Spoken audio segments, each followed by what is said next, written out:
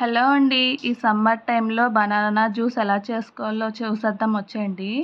కొన్ని బనానాస్ అయితే ఇలాగా చిన్న చిన్న పీసెస్ కింద అయితే కట్ చేసుకోండి.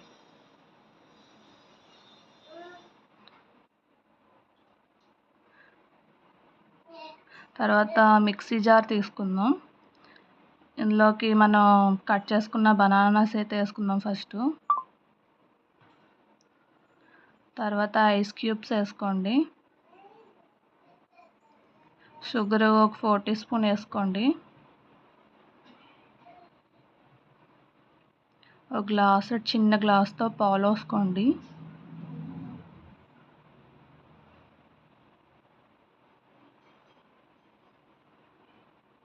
ఒక గ్లాసు వాటర్ వేసుకోండి. మీ దగ్గర బూస్ట్ ఉంటే వేసుకోండి, లేకపోతే స్కిప్ చేయండి. నేనైతే ఇందులో బూస్ట్ యాడ్ చేసుకుంటున్నాను.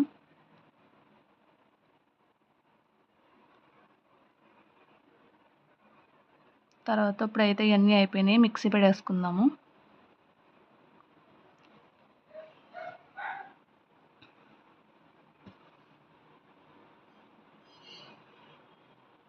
అయిపోయింది, మిక్సీ పెట్టేసాం. ఇప్పుడు జ్యూస్ అయితే సర్వ్ చేసేసుకుందాం.